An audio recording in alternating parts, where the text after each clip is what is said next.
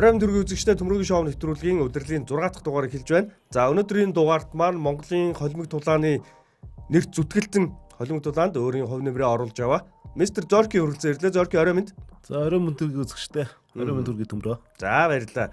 За нэвтрүүлгийн маань урилгыг авч хүрэлцэн ирсэнд баярлалаа. Тэгэхээр Зоркис MMA холимог тулааны клубийнхаа үйл ажиллагаанаас хоёулаа яриагаа эхлэе гэж бодож байна. За өнгөрж байгаа 2019 онд тамирчдаа ямар тэмцээн уралдаанд явуулав, ер нь олон улсын хамтын ажиллагаа ямар шууд төвшөнд явж байна. За ингээд Зорки MMA багийн тухай тавхантай багаас ойлголт өгье гэж бодлоо. Ингээд үүссэн шалтгаан маань холимог тулааны шилдэг тамирчдыг одоо нэг дор цуглуулсан тийм багийг үүсгэе гэдэг өөрийнхөө нэрээ шууд нэрлээд явуулсан. Зорки гэдэг нь нэгсэн та миний одоо никнейм буюу одоо хоч гэсэн үг. Тэгээд 2016 онд анх байгуулагдсан Зорки MMA баг маань.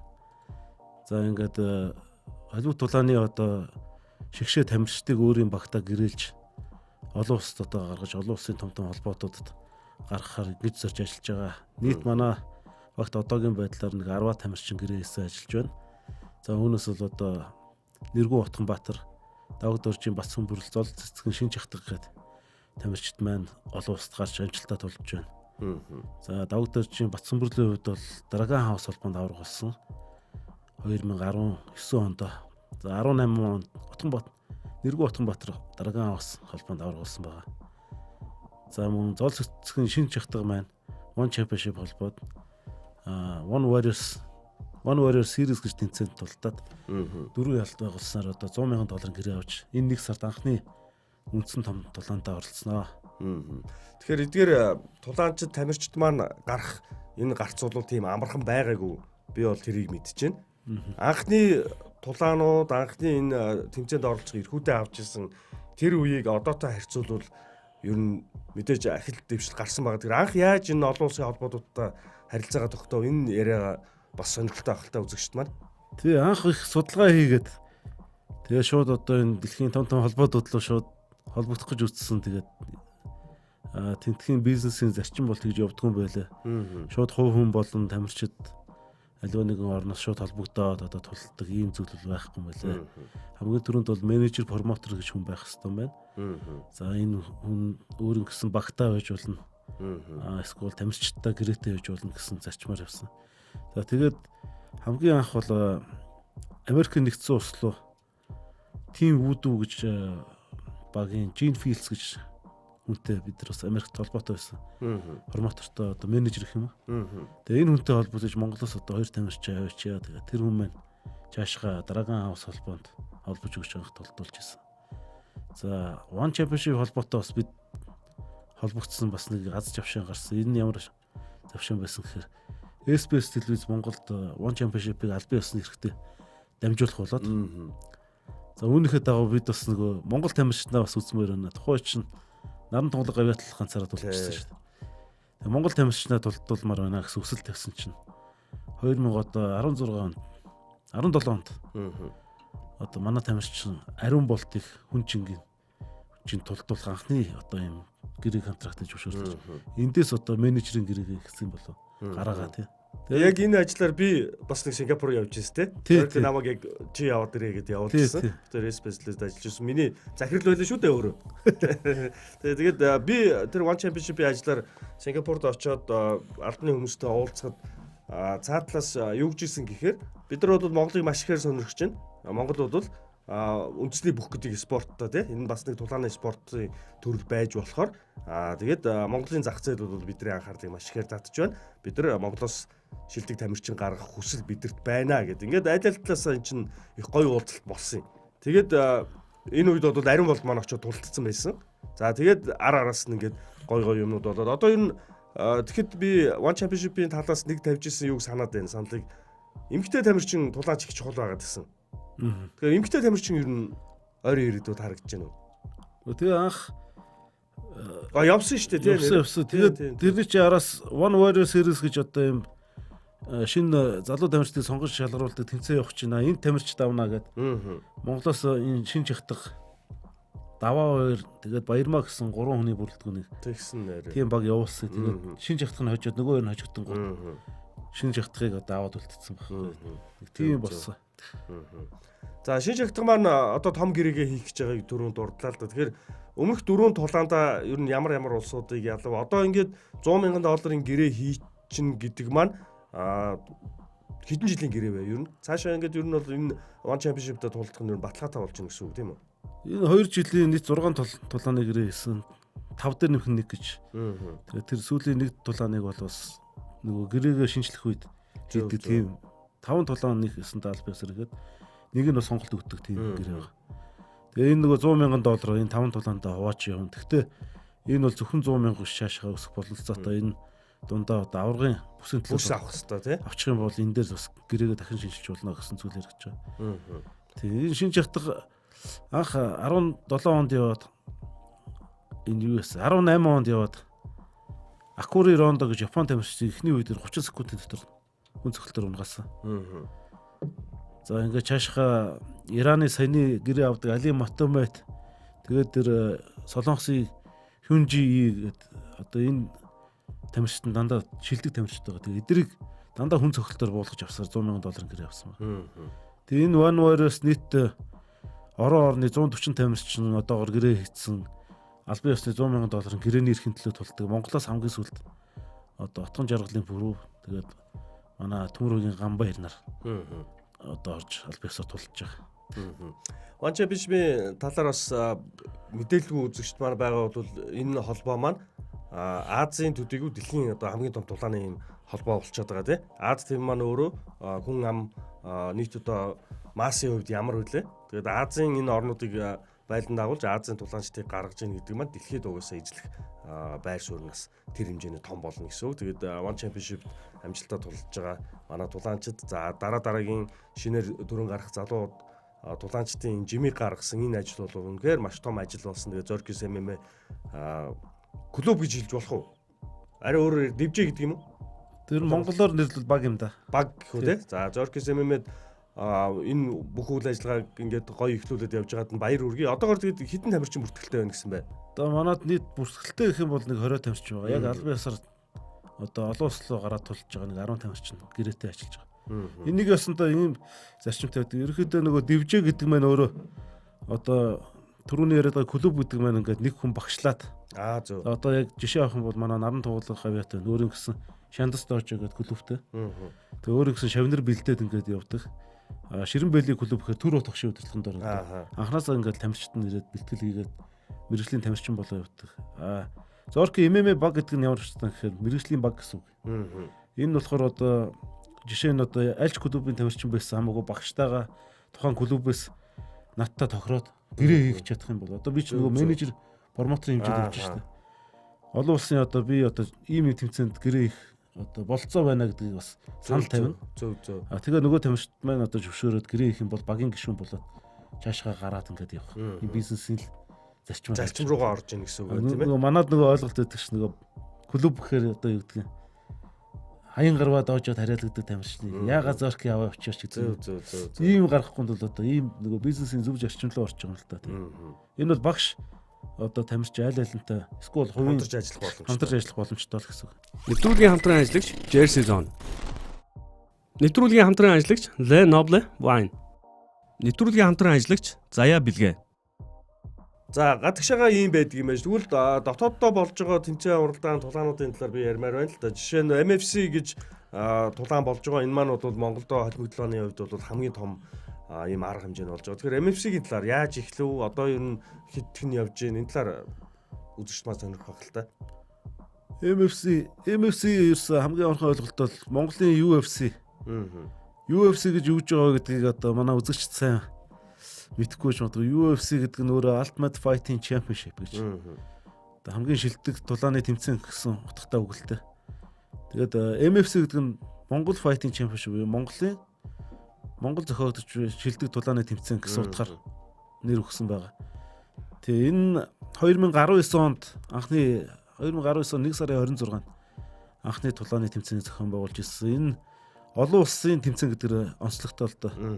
Тэгээ том жижиг тэмцээний цар хүрээс гаднаас тулаанч ирж байгаа гэсэн үг шүү дээ. Олон улсын тэмцээнийг зохион байгуулж байгаа гэдгээр онцлогтой. За Монголд бол одоо дотоодын бас аврагын шалгаруулалт MGL-1 гэж холбоо байдаг. Эндээс ялгарх зүйл нь бол MFC гэдэг, UFC, One FC гэдэг энэ тэмцээнүүдтэй адилхан ягаад гадаадууд Монголд ирж тулдаж болохгүй гэж. Зөв. Ийм зорилготойгоор зохиогдоод байгаа тэмцээн. Одоогоор хаанаас ирж байна? Тулаанчид MFC-д оролцсон. Энэ ерөөсөө эхний ээлжинд газар зүүн байрлалаар бол Орос хятадын тамирчид ирээд ирсэн. Одоо MFC 3 гэдэг маань цаашлаад өшөө бүр одоо дэлхийн аваргыг тодруулдаг ийм хэмжээний тэмцээн болъё гэж үзээд Америк нэгдсэн улс, Япон, тэгээд Англи, Орос одоо эдгээр орны улсууд нэмэгдэж орж байгаа. MFC тэгэхээр холимог тулааны бүх одоо Монголын тулаанчид орох боломжтой гэсэн үг шүү дээ. Аль холбоо ямар юм хамаагүй тийм ээ. Бүгдээрээ оролцох боломжтой. За ерөөсө гэрээний дагуу оролцох боломжтой. Бусад аливаа нэгэн одоо холбоод дээр гэрээгүй ийм тамирчдыг авах болцоо. Зөв. Жишээ нь UFC-д гэрээтэй Батгэрлийг одоо жишээ нь бид нар оролцуулах боломжгүй. Зөв. Ийм байдаг учраас бас гэрээний дагуу заалтаас чухал. Тий, гэрээний заалтаар одоо оролцох боломжтой бүх мэргэжлийн тамирчид оролцох болцоотой. За эндээс мөн бас бид бас хоёр ангилалтай явж байгаа. Нэг нь аматер буюу одоо сонирхчийн төвшөнд, нөгөөх нь мэргэжлийн төвшөнд гэсэн хоёр ангилалтай. Эндээс чансаа өндөр тамирчдыг аль болох оруулж байгаа л та. Олон улсад гарах гээд байгаа тамирчдыг гэсэн. Монголд одоо яг энэ холимог тулаанаар тамирчид бэлддэг. За Зоркис MMA бол баг байна. За бусд нь дивжээ, клуб гээд ингэж ярил. Ер нь нийт одоо оролцогч хичээлэгчдийн тоо ер нь яг ямар хэмжээнд байдгийм бол холимог тулаанаар нийт хичээлдэг тамирчдын харах юм бол нэг 100 дотор багтах хоо. Яг ингээд сонирхогч бай, аматер буюу сонирхогч. За тэгээд мэргэжлийн тамирчин харах юм бол 100 дотор багтнаа нэг их байхгүй. Түрүүн бид хоёр ярьжсэн тэр One Championship-ийн уулзалтаар би тэр Сингапурд очиход One Championship-ийн сонирхож байгаа зүйл нь манай талаас тавьсан санал ч бас бид нар Монгол улстай One Championship-ийг зохион байгуулъя гэдэг. Тэгэхэд цаанаас хариу хэлжсэн зүйл нь юу гэхээр за Монголоос тамирчид гаргая, Монгол аврагтай болъё. Энийний дараа бид нар Улаанбаатар хотод One Championship-ийг зохион байгуулахад ямар ч асуудал байхгүй гэжсэн. Энэ ер нь хэр ойрын ирээдүйд бий болох боломжтой бол бодит байдал болох. Энэ нэг дэлхийн аврах наран дуулга гавьяат анх болж ирсэн. Тэгээд дэлхийн аврагтай болсны дараа нөгөө тэр аврагын одоо мэдээж улс оронд маш алдаршсан байдаг учраас одоо аврагын дагуулад өөрөх нь бүсийг хамгаалах тэмцээнийг Монголд хий гэж одоо тиймэрхүү яриа бас гарч ирсэн л та. Тэгээд тухайн үед нөгөө монголчин яг эдийн засгийн хямралтай жилүүд байсан 2013 он шиг санаж байна. 14 он байлаа. Тэгээд ирээд нөгөө бүх бүтэн баг ирээд бүх судалгааг нь гаргачаад за Монголд хийх юм бол доотлон $400,000 одоо зарцуулагдах нэ. Тэгээд энийг Монголоос гаргаад ингээд хамтарч ажиллах юм байна уу гэсэн тухайн үед тэрийг ингээд гаргачих $400,000 чи өөрөө баг тэр бум хэдэн зуул ч нэсэн. Тэгэхээр тэр бум төгрөг гаргаад ингээд тэмцээн зохиогоод хамтраад ашгаа хуваалцаад явах хүн бол тухайн үед бол байгаагүй. Одоо ч гэсэн одоо санал тавихаар бол яг л тэр хэмжээний мөнгө л урдаас ярих л та. Тэгээд Монголд одоогоор нэг тэрийг хийчих хүн алга. Энд чинь тэгээд хамгийн гол нь One Championship-ийн нэг ийм арга хэмжээг зохион байгуулна гэдэг маань бүхэл бүтэн баг ирж ажиллана те телевизийн баг зохион байгуулалтын тэгээд тэр дивжээ ингээ бүх юмудаа энд ирээд зохион байгуулна гэдэг маань өөр аргагүй том зардал болж байгаа. Тэгээд Сингапурт тэр болсон тулааныг үзэж явахд бол тэрний ард үнэхээр олон хүн ажилладаг юм байна лээ. Тэгээд ер нь бол яг ойрын ирээдүйд ойрын хугацаанд Монгол улсад бид нар өөрсдөө ингээд зохион байгуулад манай авраг одоо жишээ нь бүсний төлөө тулдаад ялаад ингэх юм бол Монголд бол хөгжих хөрс суурь нь бол хангалттай байгаа гэж үзэж болох юм спортын төр шүү дээ тийм ээ. Тэгээ яг $400,000 эдэр чинь хамтарч ажиллая гэдэг нөгөө танаа талаас гаргаж байгаа мөнгө гэдэг. Тэгээ нэг тулаан дээр эдэр чинь баг $2 сая ашиг болдог. Тэгээ энээс $400,000 гаргасан зардлаа буцааж аваад тэгээд ашгаа хуваадаг ийм зарчмаар явдаг юм байлаа л та. Тэгээд яг одоогоор одоо тийм бизнесмен байгаа мөг юм уу? Зүгээр яг MFC гэдэг тэмцээний хувьд бол өөрсдөө ингээд зохиогоод одоо ч нэг тэмцээн зохиогоод доотлог 100 сая төгрөг 200 сая төгрөг болтгоо.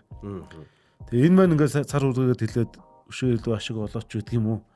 Томрооч гэдэг юм уу? Ингээд яваад гайгүй мөнгөнд яригддаг болоод ирэхин цагт бас One Championship-тэй холбоо тогтоогоод бас ярьж болох зүйлтэй.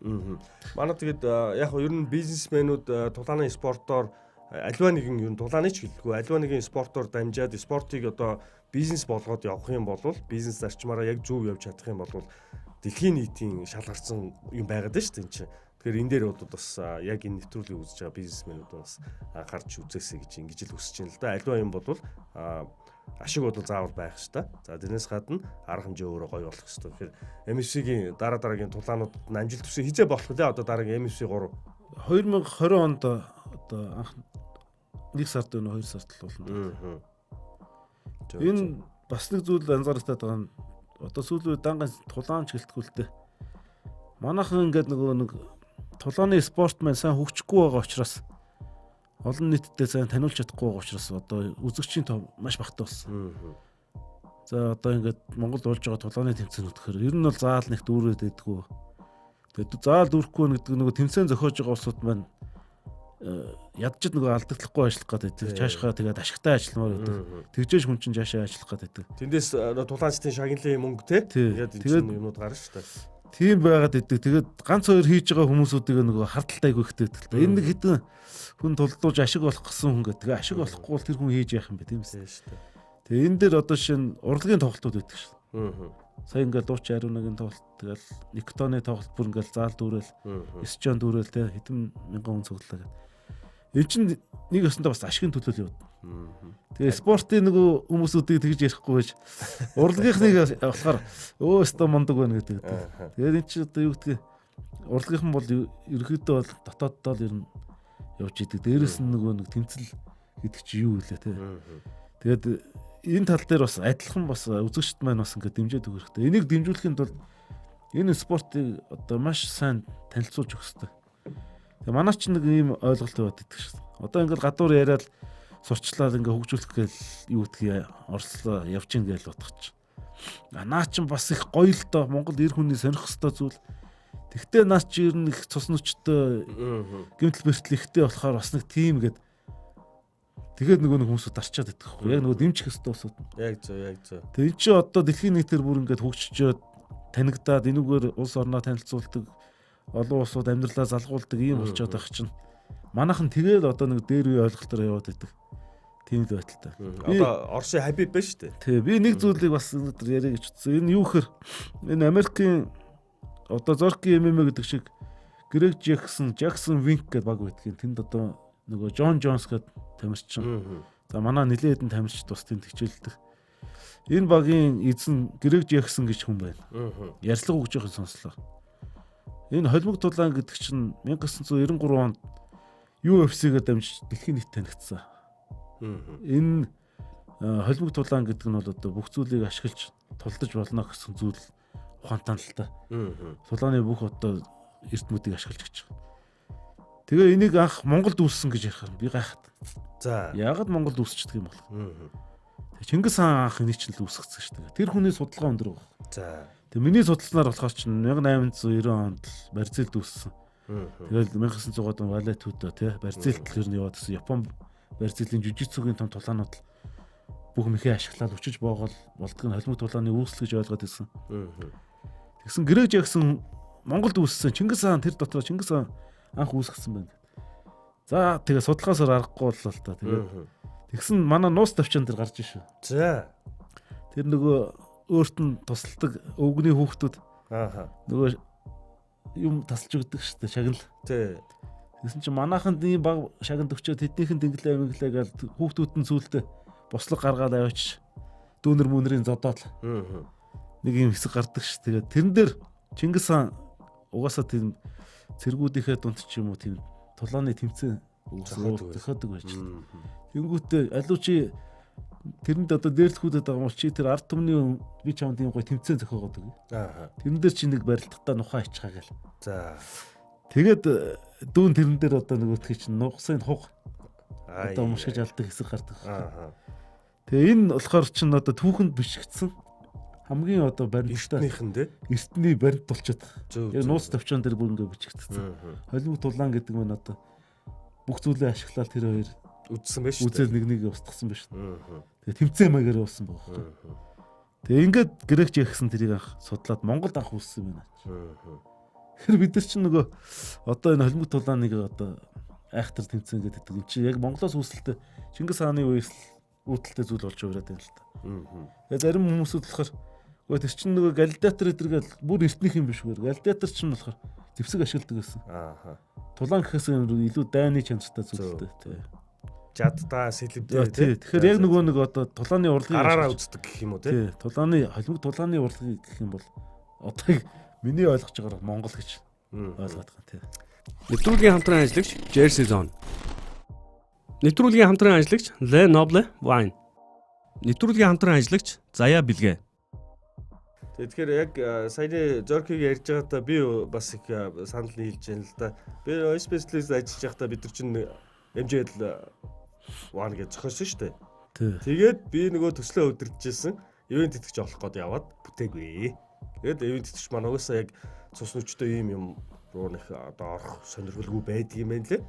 Би бол маш олон компаниудтай уулзчихсан. Тэгээд тулааны спортоос нэг жоохон одоо юу гэдэг юм болоо жирхэд байдаг юм болоо да гэж би бол тухай тэгжэд бодож байлаа. Гэхдээ яг тэр ивент маань ямар ч байсан амжилттай болоод ингээд дуусчихсан. Ямар ивент итгэгчдэр бол 2-3 ивент итгэгчдэр орж исэн. Гэхдээ яг ингээ басыг хамраад нэг явахгүй л байна гэдэг ийм байдал нь бол одоо хിവэрэл байна гэсэн үг шүү дээ, тий. Тэгээ чинь масыг хамруулахын тулд яах вэ гэхээр нэг олонний одоо танил хүн үүсэх хэрэгтэй болчиход байгаа. Одоо дуушдын концерт ягаад сайн зарагдаад идэг. Ягаад хүн болгон сонсоод дууг нь сонсоод идэг. Одоо хүү хамтлаг гэл шүү. Тийм шүү дээ. Тэгээ хүү. Одоо хүү гэдэг чинь хүн гэдэг чинь хүн гэсэн утгатай байхгүй. Хүн одоо бид нар хүн те. Хүү гэдэг бол тэрний одоо үндэслэл гэж байгаа. Тэгээд англи үгэнд ч гэсэн байна. Human гэж. Хүн гэсэн үг л дээ. Тэгээ хүү гэдэг үг чинь өөр ингээд хүний анхдагч гэсэн утгатай. Ингээд хүү гэдэг хамтлагийн дэлхийг одоо ингээд байлан дагалж концерт нь одоо битүү хүн үзсэн. Яг тэрнтэй адилхан чинь нэг од болж байгаа байхгүй. Хийж байгаа уран бүтээл нь сайн байна, олон танигдчих. Тэгээ манай холимог тулаанд одоо яг нэг тийм олныг хамарсан тийм од одоор гарч ирэх. Тэгээ одоо энэ дараагийн шин залуу тамирчиж байдаг юм. Одоо баг багаар олон танигдаад байна л да. Тэгээ энэ яг нэг Түшинбаяр гэдэг шиг л хүн гэдэг юм. Хин жахтагч гэдэг юм уу те.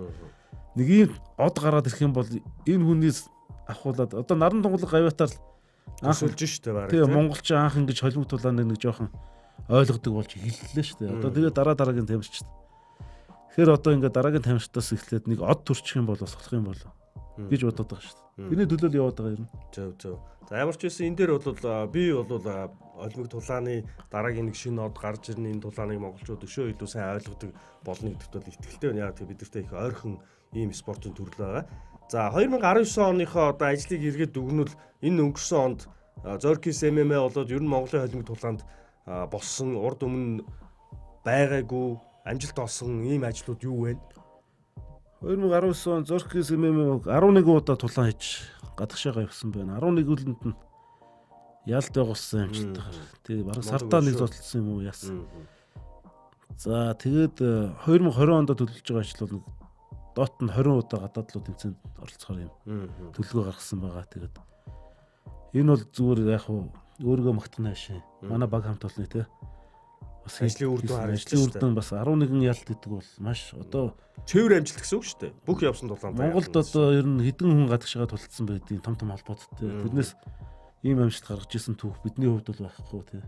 Бас манай бусад багийн залуучууд маш сайн явсан л доо. Манай Амар Санаа, Амар Төвшин, за Батгэрл UFC туллаа тий.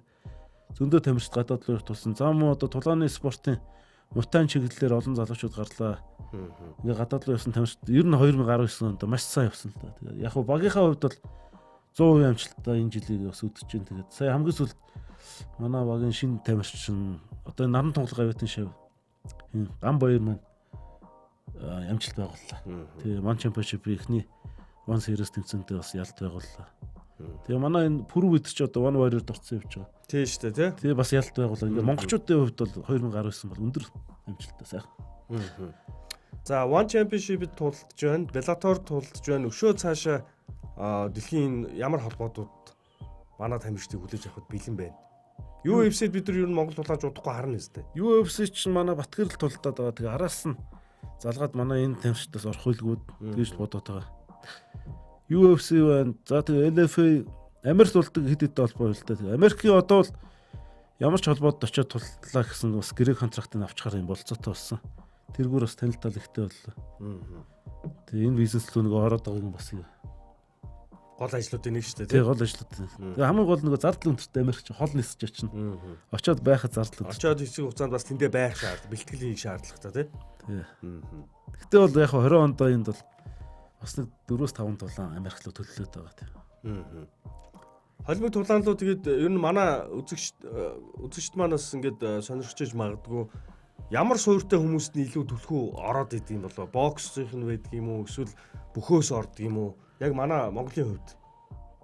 Монголоос л одоо ихэвчлэн бүх суурьтай хүн арай илүү давнгаа гаргадаг. Гэхдээ энэ чинь нөгөө холимог гэдэг утгаараа дан ганц бүх байх юм бол явахгүй шүү дээ. Тэгэхээр бүх суурьтай байж байгаа дараа нь гар уяа одоо боксоо нэмсэн хүн илүү амжилт гарах магадлал бас өндөр харагддаг шүү дээ. Тэгээ яг хуу бусад спортын ингээ хэлчгээр бас жоохон дургуцдаг. Гэхдээ яг миний л үзэл бодол жоохон тэгж харагдаад байгаа. Ер нь тамирчдаараа харахад шүү дээ. Ер нь ихэнх хувь нэг 100-аас нэг 70-80% тий. Тэгээд бүх сайн байхгүй бол ер нь бол холимог тулаанд бүх сайн байхгүй бол хэвтэгээс үзнэ гэсэн үг тий. Одоо бүх гэдэг нь маань босоо барилдаан болон хэвтэ барилдаан гэсэн үчил боол тий. Хүмүүс бол сайн цогцолдог байгаад бол хүн чинь ерөөсө хамгаалаад бариад авах юм бол бас хэцүү спорт л та. Гэтэ бол яхаа харахгүй одоо бокс болон бусад карате, кикбоксийн төрлийн одоо ур чадвар маш их өндөр шаардлагатай л та. Гэтэл ер нь зүгээр өөрийн зүгээс харах юм бол ер нь бүх бол ер нь 60-аас 70% бол байж л байгаа спорт. Манай эмэгтэй тулаанчдын хувьд эзлэх одоо байр суурь нь ямар байдаг юм болоо? Ер нь эмэгтэйчүүд хэр хичээлж байна? Манайхан ч ерөөсөө энэ дээр үеэс өөрсдийн бие физиолог одоо энэ одоо амьдралын хэв маяг нь эмэгтэйчүүдэд дайн тулаанд оролцуулахгүй. Ар гэрээ одоо үр хөвгтөө өсгөж ар гэрээ харуулж явах ийм үүрэгтэй тийм гений тийм тогтолцоотой. Манай ч одоо дэлхийн аварга болчоор зөндөө л охтууд байна ш. Тэгээд тулаанд ерөөс орж өгдөг. Тэр чин цаанаасаа нөгөө сэтгэл зүйд нь байхгүй учраас болохгүй юм л та. Тэгээд ганц нэг оруулах гэж үзсэн үнэхээр ордгүй юм байлаа манайхан. Уул нь бол энэ Аз руу гарах зодтолдуулчих юм бол энэ хэдэн хүүхнүүдийг чинь бол базаа тавьчихаар бяртай юм зөндөө шүү дээ. Энэ One Championship очиод үзэж байхад одоо манайхаас бусад Азийн орны эмэгтэй тулаанч угсаа биеийн хувьд бол жижиг шүү дээ тий. Филиппин, Малайз юу гэдгийг Хятад, Солонгос. Манай эмэгтэйчүүд чинь бусад Азиудын хажууд бол уг нь биерхүү тий. Өө тэгэл манайхан ч ястамтаа тэгэл хэрцгий штэ бас эмхтэй. Монгол эмхтэйчүүд бол ирчүүдээс дутхан байхгүй. Хамгийн гол нь их сэтгэл зөөлөнтэй. Одоо өрөвдөөл явчихна дөө манай. Яг тэр зодтолдох хэмжээнд бол манайхан сэтгэл зүй байдаг үлтэй тий. Харин чөлөөт одоо бүхний төрөлтөө манайх их сайн байгаа. Яг тэр сэтгэл зүгээрээ болон зодтолтол болон зүгээр. Даач тэр мундаг охтууд дээр ч очиад зодтолтгүй гэхээр л бурхан минь юу ярина гэх ингээл хүн зодоод яах вэ гэд. Нэг тийм зүйл анзаарахтаад байгаа. Тэрийг л явандаа өөрчлөгдөх байлгүй даяашаа тий. Тийх баха. Тэгэхээр яг One Championship-ийг бол одоо Монгол улсад Especially залбын ёсны эрхтэй дамжуулж байгаа. Мөн UFC дамжуулж байгаа. 10 жилийн өмнөхийг бодвол 20 жилийн өмнөхийг бодвол одоо тулааны спортыг бид нар нэг боксоор л төсөөлдөг байсан бах баг. Тэ тэгээд нэг карате, вушу одоо юу гэдгийг тэквондо гэдэг энэ спортууд бол яг мэдээж байгаа. Гэхдээ тэр үеийг 20 жилийн өмнөхийг бодвол одоо бол Монголоос арай өөр би үзэгчд нь бас бэлтгэгдээд байгаа гэж ойлгож байна шүү дээ, тэ. Одоо ингээд нэг судалгаа авдаг юм л та. Тэгэхээр л ерөөсөө нэг 25-аас 45 насных нь л их хвчлээ үзээд байгаа. Тэгээд 16-аас нэг 25 насныхны хооронд чинь гол одоо энэ сошиал медиа болон телевизийн одоо энэ спортын үзэгчнэр чинь гол нь тэнд байдаг юм л та. Тэгээд тэр үзэгчд маань хаашаа явчих вэ? Нөгөө NBA сагсан бөмбөглөг явчихдаг. Сагс руу ер нь тэр жигээр шүү манай. Тэгээд тэр чинь нөгөө нэг төрүүлээд яг нөгөө миний хэлсэн зарчмаар яваад байгаа юм. Леброн Джеймс Коби Брайантаас ахвал Леброн Джеймс одоо энэ сүүлийн үед одоо энэ мундаг тамирчтай шүү дээ. Стефен Curry-гаас ахвал одоо сүүлдээ хин болчих сүүлийн үед бүр залуу хотод гараад ирлээ. Тэгээ эдгээр чинь ингээд од болчингууд залуучууд чинь тэрийг үзээд ерөөсөө од хаана тэнд л үзэгч явж байдаг байхгүй тий. Түүнээс одоо юу гэдгийг нэг бид нар мундаг холимог тулаанчд гал ингээд үзүүлэх гээд байдаг. Үзэж өгдөг. Од байхгүй учраас яагаад ч үзэхгүй. UFC-гийн тайлбарыг Монголд ер нь хизээнээс хийвэ зорки. Монголд UFC яг хизээнээс анхнаас нь жил тайлбар хийсэн баг. Би ер нь итгэлтэй байна. Гүү хамгийн анхны тайлбарлал чинь Дамлан бүрүү амгалан төрөө огш 3 хийжсэн. За. Тэгээ 2013 оны 12 сарын 29-ний өдөр сайн сантаг байхгүй. Тэгээ нөгөө UFC хин анх гаргана гээл Синэгтэй хамтарч гаргаад. Тэр нөгөө хиний Андерсон Силвагийн хөл хуурдаг тоглолт. Тэр ихтэй амар шүү те. Тэгээ анхны тоглолтоо болчоод дараа нөгөө Эспес телевизээр тайлбарлах хүн олдохгүй тэгээд би тайлбарчий гээл тэгэл тайлбарсан тэрнээс хойш явцсан шүү дээ. Зөв. UFC-тэй тэгж холбогдсон юм байж. Тэгэхээр UFC одоо ер нь удахгүй том тулаан юу вэ? Оны эцэст нэг том тулаан болдог санаад байна л да тий. Тэгээ энэ UFC 245 гээд Лас Вегас хот болох том тулаан байгаа. Энэ дээр бол UFC-гийн одоо 77 кг-ийн аварга Камару Усман гэж нэгээр гаралтай Африк залуу. Африкууд ч сүүлийн үед их аварга аваад шүү дээ. Израиль Адесена одоо энэ Камару Усман гээд хоёр нэгээр залуу ирээд UFC-гийн аварга болчиход байгаа. 84 77 гэсэн яг дундлын хоёр хүчтэй ч ингээ. Тэгээ энэ Камару Усман өөрөө чөлөөт бүх гар суурьтай энэ бүхний тамирчин байгаа. Тэгээд боксоос ажирлцсан. Энийг Америкийн бас чөлөөт бүхийн шилдэг 11 Colby Covington гэж. Colby Covington-ийн хувьд бол одоо шар арьстай шар залуу. Тэгээд энэ одоо анзаарч явах юм бол нэг юм шар тамирчин дэлхийн авар болох юм бол одоо UFC-гийн одоо маш том өндөр од болоод идэг ийм зүйл гараад идэг л та. Хамар хүрээ илүү байгаад. Хамар хүрээ илүү бас л нөгөө нэг арьс өнгөний юм гараад идэг. Тэгээд хар арьстай шар арьстай гал энэ Америкч их сонь шүү дээ. Тий. Одоо ингээд хар арьстай шар арьстай хүн ингээд тулдах юм бол нэгдэг. Тэгээ энэ хоёрын хооронд маш том тулаан болно. Тэгээд энэ Colby Covington-ийн хувьд бол бас дараачийн Conor McGregor гэж хийж болохоор нэлээд хил амтай сенсац тарьж явж идэг юм залууд. Тэгээ хуучин John Jones-ийн одоо roommate буюу цуг коллеж доохтой цуг амьдарч ирсэн. Тэгээ энэ дээр нөгөө дахиад нөгөө арьс өнгөний үзэл гараад ирсэн. Ингээд Америк хүч хоёр угдал байж байна л та. Хар цагаан гэл. Зөв. Энэ хуучин бол Мухаммед Алигийн үед юм байсан. Арсны үзэлгээд энэ спорт руу орж ирээд ингээд олныг хамраад бүр сенсацтагд. Одоо энэ бас дахиж орж ирж байна л да. Хар арьстай тамирчдаас тэртээ дөрвөн амжилтыг хүлээж ийн гэж ойлгож болох гэдэг шүү дээ. Тэрний эсрэг шар арьстан цагаан арьстан тулдаад ялчих юм бол тэр нь илүү амжилт ингэж олныг хамраад олон түмний анхаарлыг их татаад байна. Ер нь энгийнээр ойлгох тэгж ойлгож болох гэдэг байна тий. Америкч энэ арсны өнгө гэдэг чинь дээцэгтэй өрөөд энэ 2000 онд энэ Барак Обама ерөнхийлөгч болсон. Тэгэд энэ Барак Обама ч нөгөө анхны хар арьстай ерөнхийлөгч гээд тухайн үе чи харуут ч одоо бүх юм дэлжлээ шүү дээ.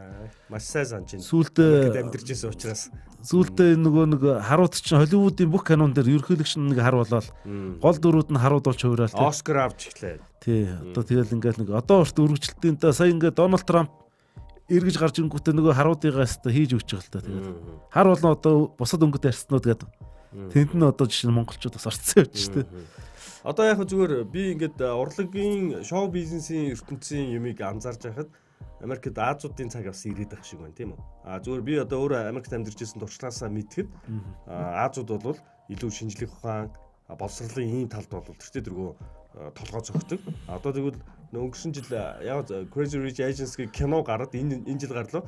Тэр киноноос үүдээд Азиудын энэ нийгэм соёлд үзүүлэх юм нөлөө баг зэрэг нэмэгдээч юу ах вэ? Ер нь анзаарч эхлээд байна гэж хэлэх юм уу? Нэг үндсэн одоо масс нь. Тэгээд саяхан би нөө channel гэдэг нэг байдаг шүү дээ. Тэрийг үзчихсэн чинь Азиудын awards гэдээ явж штэ. Би бол Америкт байхдаа Latin awards гэдэг латинчууд өөрсдийнхөө оны шилдэгүүдийг шалгаруулаад Jennifer Lopez, Mark Anthony тэрийн шилдэг мэлдэг болоод латин жүжигчд нь Оскар авсан кинонд гол дүр тоглосон ингээд явжсан. Одоо нэг Азиудыг нэг арай анзаарч эхлэх байгаа юм болов тэгжил харагдлаа тэрийг үзээд. Тэгэхээр тулааны спортоор Азиудаас тэнд толгой зөхөж болохоор байгаа юм тий. Гэхдээ одоо нэг мөрөөдөл өссөн юм аа. Яг хувийн мөрөөдөл тэгээ. За. Одоо тэр маань биелэхгүй болчлаа шээ. Энэ юу яасан гэхээр UFC-гийн Аз дэлхийн аврагч байгаагүй байхгүй. За. Тэгээ яг нөгөө цэвэр Аз шүү дээ. Азийн Аз түүнээс нөгөө Америкийн нөгөө холцтой. Asian American аав нь юу гэдэг тийм бол биш. Яг Азийн одоо тийм дэлхийн авраг. Тэгээ энийг төрүүлэх гээд хамгийн төгөж очсон нь одоо юу гэдэг. Korean Zombie-ийн хоёр л доо. Kyoji Horiguchi гэж Японы. Нэгэн солонгос. Тэгээд ингээд болтгоорс Аз авраг төрдгүү ингээд байж очиж байгаа. Сая харин UFC хиттийн зах зээл рүү орж ирэхдээ Wang Jelly гэдэг хятад охин. UFC-д анхны авраг болчлоо л. Тий. Тэгэхээр одоо эмхтэйг нь яцсан бол одоо яг нэг эрэгтэй аврагын төрүүлэл гэж боддгийн. Тэгээ яг энэ бол хол мөрөөдөлтэй. Гэхдээ мөрөөдөж явахад болно да. Тий болно доо гэж зүтгэж л байна тийм ээ. Тэгээ энэ яг Азийн гэдэг утгаараа чинь одоо Аз энэ царайтай улсууд дотроос одоо анх одоо эртээ одоо энэ дэлхийн аварга болоод явж байгаа бас их сонир. Ерөөсөө одоо бодоод үзэх юм бол Америк одоо энэ шарууд байна, Бразилууд байна, тэгэл энэ Европууд байна. Тэгээ ийм улсууд ч л одоо аварга болоод байна шүү дээ. Тэгэл Австрали шарууд тий. Яг нэг тийм Аз, Солонгос, Япон, Хятад одоо Монголд ийм царайтай Аз хүн эрэгтэй хүн UFC-д аварга болоогүй байгаа. Одоо ийм ч утгаараа дэлхий дээр одоо хин мундаг зодтолдог вэ, хин тулддаг вэ гэдгийг шалгаруулж байгаа тэмцэн шүү дээ. Хамгийн лаг нь л. Тий. Тэгээ энэ дээр яг та нэг монгол хүн гараа зогсчихоос энэ амьд байгаа хугацаанд нэг зориул нэг болгочихсон гэж бодоод байдаг. Би бол болно гэдэгт итгэжээ зориг. Тий. Яг хөө тэгээ Ерөөл Батар шиг тэр чинь л одоо гол том зорилго нь. Тэгээ наан бусад холбоодууд явах гал. Яаж л доотлын холбоодууд явахтай болчихвол тэгэл энийг л хүсэж байгаа. Зөв зорж явахд болно. Ямар ч байсан энэ том зорилгын төлөө явж байгаа ажил үйлсэд нь амжилт хүсье. Нэвтрүүлгийн хамтран ажиллагч Jersey Zone. Нэвтрүүлгийн хамтран ажиллагч Le Noble Wine. Нэвтрүүлгийн хамтран ажиллагч Заяа Бэлгээ. За, нэгд UFC ярьснаас UFC-гийн одоо хамгийн гол нүүр царай болчиход байгаа. Нөгөө муужаал Конор ч эргэж ирэх гээд байгаа юм да тий. Конор одоо нэг сард эргэж ирнэ шүү дээ. Бэлгэлдээ орцсон байгаа. Энэ нөхрөөр ер нь сонь сайхан юу байна? UFC сонирхдаг мэдээлэл үзэгчд манаас байж уу? Би тэдний нэг л дээ.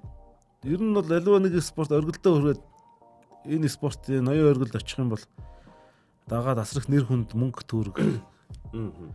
Ирээд ингээд энийгээ дагаад маш их одоо том ачаа ирж идэг л дээ. Тэгээ Конорын хувьд бол асар хурдан оргилд гарсан, асар их мөнгө нэр хүндэд хүрсэн. Тэгэл мөнгө төгрөгч бол ярих юм байхгүй. Тэгээ араас нь дагаад нөгөө нэг баан сэтгүүл одоо олон улсын анхаарал чинь ингээд араас нь яваад бүх аслаж гიშгэж байгаа юм дагч дарамтыг хашир туулж гарна гэдэг маш хэцүү байлаа. Миний хувьд бол харж агаар асар их асуудалд орлоо шүү дээ. Тэгэл тэр баарны зодон тэгэл Америкт бас нэг автобус руу юм шидээ зөндөл асуудал байдаг тийм. Тэгээ энийгээ давж гараад одоо тэгээд буцаад энэ спортод эргэн ирэлтээ их чинь л да. Тэр том ялагдлын дараа бэлтгэл сургалтаа сайн хийгээгүй Хабиб Нурмагомедовд ялагдсан. Тэгэхээр тэр ялалтаас унаад босч ирнэ гэдэг бол бас их хэцүү байсан баг. Тэгээд одоо эргэн ирэлтээ хийгээд дахиад нэг бас том аваргуудын нэг зүйл өгдөг шүү дээ. Бас ингээд үнэхээр сайн бол нэг уналт хийчээ дахиад босоод ирдэг тийм. Тэгээ энийг л хийх гэж байгаа юм болов чадахгүй бол тэгээ тэр чигээрээ тэгэл дуусна дуусгал баг л та. Тэгээд 2020 оны 1 сарын 17-нд байсан хаа энэ Дональд Кобой Сиронитад тултна 77 кг хэмжээнд. Тэгээд нэг эргэн ирэлтээ чигвэл наад хүн чинь бол одоо л уналтаасаа л ирж байгаа. Тэр мөнгө төгрөг бол сонирн биш болчихсон. Яаж одоо буцаж одоо өөр топ төвшөндөө очих уу те? Чи нэг можо гэж зүйл мэдхүү. Тэгдэг яхаа. Одоо хүний нөгөө нэг по гэж ирдэг ш монголчуудаар бол погоо суглуулсан гэдэг ш. Одоо тэр хүн чи одоо нэг зүр сэтгэл нэг ингээд унчаад байгаа байхгүй. Тэгээд тэргээ одоо яаж буцааж нэмээ буцаад аврахын төвшөнд очих уу гэд. 20 онд бол одлын удал тэгээд 1 сараас эхлээд өрнөндөө тэгээд хүлээжлээ. За тэгээд Конорын эргэн ирэлт бол UFC ч гэсэн бас энэ чухал байгаа шүү дээ тийм ээ. Тий. Одууд байна. Тухайн спортыг тухайн холбоог төлөөсөн од байна. Дэлхийд дахинд танигдсан од байна гэдэг нь хамгийн гол нь нэр үндэс гадна бизнест маш чухал тийм ээ. Тэгээ үзэгчийн тоог нэмчихдэг. Одоо Конорын дулааныг үзгээл тэг ингэн гээл одоо хүмүүс хүлээлт үүснэ гэсэн үг шүү дээ. Одоо хамгийн том жишээ чи одоо манай сумо шүү дээ. Тий. Асуу шөрөө давагдаж аврах чинь одоо эд сумог одоо үзэгчтэй болгож исэн од гэж байгаа. Өөрөөсөө давагдаж тэр барилдааныг үзэх гэж хэдэн мянган хүн тэр зааланд очиж билет аваад нөгөө билет нь үнд ороод зардал дуусаад олтхоо байгаа тэр нөгөө бооцоо моцоо гэдэг компаниуд чинь зөв шуураад л сумогийн хувьд бол одоо тэр жилүүдэд бол хамгийн өндөр ашиг орлоготой одоо гайхалтай жилүүд байсан. Тэгэл асуу шөрөө давагдаж байхгүй боллоо. Хэсэг онсаа. Сумоч одоо дүрдгүү гэж байна шүү дээ. Заална. Одоо манай энэ үндсний бүхийн барилдааныг хараад байгаа. Бүхийн өргөө чинь зайлууд нэг 2500 3000 оны судалтай. Тэгээ нөгөө айхтар цойлоод гараад ирсэн од байхгүй болчихгоо чинь нөгөө барилдаа үздэг хүн ховор болчихгоо. Одоо ер нь үцгээ болцсон байлаа шүү дээ. Үндсний бүхэн. Тэгээ манайхан болохоор нөгөө менежмент хэрэгтэй холбоо муу байна нан цана гэл юмараад. Ерөөсөл ганцхан юм байгаа шүү. Од төрөх хэвээр. Залуу одоо нэг жижиг сүхвач гэдэг юм уу хин ч гэдэг юм. Айхтар аврах шиг ч юм уу тий. Нэг супер од ингээд хүн болгоны таньдаг очиж үзэхээс аргагүй боллоо. Тийм од төрөх юм бол над бүхэн өргөө чинь зүгээр асуудал. Билет нь олтгоо байгаа. Тэр хүний чинь үзэх гэж зүгээр тийм л одоо ерөөсөл менежмент гэдэг чинь тийм шүү дээ. Од гаргаж ирэх. Энд дээр яг одоо надтай нөгөө ойрхон болохоор би саксынхаа нэг жишээг татъя л да тий. Майкл Жордан сагсан бөмбөгийн спортыг тэр дундаа Америкийн NBA гэдэг лигийг дэлхийн дахины болгож чадсан. NBA ч гэсэн Майкл Жорданыг дэлхийн од болж байгаа энэ дээр нь дөрөөлөд маркетингээ маш сайн хийж чадсан. Ингээд Зорки битэрийн хүүхэд нас бол яхахгүй Майкл Жордантай холбогдож байгаа шүү дээ NBA-тэй тийм үү? Бид нар чинь заалан тоглодог. Тухайн үед бидний хүүхэд байхад Chicago Bulls гэж ямар баг байлаа. Энэ багийнхаа тоглолтыг үзэх гэж Майкл Жорданы өмсгөлийг авах гэж ингээд бид нар ч юу н сагсаар анх холбогдсон доо битэрч тий. Тий. Тэр үеийнхээ дурсамжаас нэг ярих уу хоёлаа. За тэгээ та. За одоо ямар баг дэмжээд байна? Одоо тэр үеийнхээ дурсамж гиснээс одоо би чинь Лос Анжелес Лейкерсийг жоохон сонирхож хараад байна шүү. ааха. Тий, ягаад тэгэхээр LeBron James ирсэн нэг шинэ баг үүсгэх гэж үзээд энэ Golden State Warriors гэдэг түрүү жилээр одоо ер нь миний ойлголтоор нэг хаанчлан төгслөө шүү дээ. Тэглээ. Тэгэхээр энэ жилээс эхлээд Лос Анжелес Лейкерс гэдэг багийн шинэ нэр үе нэг юм уу 2 жил нэг авраг авчих болов гэсэн бас нэг гортлог хараад байна шүү дээ. Сакраментод байх үе чинь Kings-ийг гоё байсан. Тэр үед бол тэгэл Сакраментог л үздэг байлаа шүү дээ. PJ Stojakovic, Divac, Vlade Divac тэгэл Chris Webber, Mike Bibby. За бид тэр Jason Williams гэж хүнийг анх ирэхэд нь л Sacramento Kings-ийн фэн болсон л. Тэр хүн бол жинхэнэ холбохын гайхамшиг үзүүлдэг байсан. Аимшигтай. Тэр үедээ бас сагсанд бол үнэхээр одоогийн залуучууд л үздэг байлаа шүү. Тэгэхээр нөгөө насны юм байгаад байгаа шүү. Тий, бас тий. Тэгээ суперстарууд гэх юм бол тухайн үед л бас гайхамшигтай байсан л та. Тэгээд ямар сандаа би том үедээ Амарай гэдэг нэр өгсөн шүү дээ. Амарай Стармай. Тий. Бас би ч бас Tupac сонсдог байлаа. Tupac ч бас Amaru гэдэг байсан. Тэгээд би чи 3 юм бодсон. Тэндээс Пакийн юунаас өгсөн мэн. Tupac гэдэг нэр өгчих гэсэн. Бас болтгоо. Яагаар гадаад нэр. Тэр чинь Америкт бас нэг хүүхд төрөх болохоор нэг гадаад нэр өгдөг юм байл. Тийм шүү дээ. Амар болд гэдэг өгчгөр яг нөгөө Амари гэдэг хүчийг хосолж орж ирээд. Тэгээд Tupac-ийн нөгөө Amaru ч орж ирээд. Амари стат моёрын Амари ингээд Амар болдын Амари 3 Амари хослонготой одоо Амари гэдэг нэр Америк нэрийн одоо тгий өгсөн. Тэгээ Амар болд гэдэг нэртэй бол. За. Одоо хүн нийттэй лээ. Одоо 12-т. Тулаанч болох юм шүү дээ. Ер нь сагсанд л явуулах гэдэг. Сагсанд л явуулах гэдэг. Би ч өөрөө сагсны хүнэлтэй уулна. Анхын цэвэр бол огш дээр л байсан шүү дээ. Азийн чон гэл. Тий. Мойло одоо энэ манай Мойло инкватор тийм инкватор Мойло хайдер матерс бид нар ч бүгд нэг дор. Тэгээд яг Азийн чон гэдэг ярьснаас биднийг яг тэр хүүхэд байхад яг тухайн үеийн тэр Chicago Bulls баг Майкл Жорданы энэ хүний нөлөөгөөр бид нар бол бүх сагс руу орсон тий. Эхлээд бол би бол хөдөө хөлбөмбөг илүү сонирхдаг тоглодог байжгаад энэ хүний нөлөөнөөс болоод энэ хүний буруугаас бүх сагс руу орсон доо. Тэгээд тэр үед Монголд бас лиг нь анх үүсч эхэлж ирсэн. Тэгээд Азийн чон клуб маань лигийн бас анхны авраг багуудын нэг баг шүү. Дараа нь бизнес чөтгөр болоо явцсан тий. Азийн чон анх авраг авсан 11 авсан шүү дээ. Гэхдээ яг Азийн чон гэхдээ лигт төрүүлээгүй лөө. Төрүүлээгүй шүү. Төрүүлээгүй. Бизнес чөтгөр болоо төрүүлсэн юм. Гэхдээ тэр багийн яг гол цөмөн түвшаахан тэр бүгд байсан тийм үү? Тий, нэг дээр нөх 11 чинь тухайн анхны лигийн авраг бол нэг дээр нөх 11. Шаруулж юмц тий. Майвэр идрээс. Ахнар л уулжсэн та. Тэгээ яг манай нөгөө Азийн чоны лөө гарч чинь юу л орохгүй. Дараа жил нь шууд бизнес шитгэр болж орж ирсэн. Тэгээ тэндээ явах нөгөө Оги ах, Отхон Боёр ах бахан гаруудыг нэмж авч жагаад ингээд чигшээ баг болол. Тухайн үед манай Төвшин Боёр ах чинь Монголын Майкл Жордан байлаа шүү дээ. Тийм шүү дээ. Төвшин ах бол лиг тоглосон 12 жилдээ 12-нд нь финалдсан ганц хүн шүү дээ. 6 авраг авсан, 6 удаа мөнгө медаль авсан гэдэг. Тий. Тэгэхээр одоо ямар хэмжээний тамирчин байсан ойлгомжтой. За.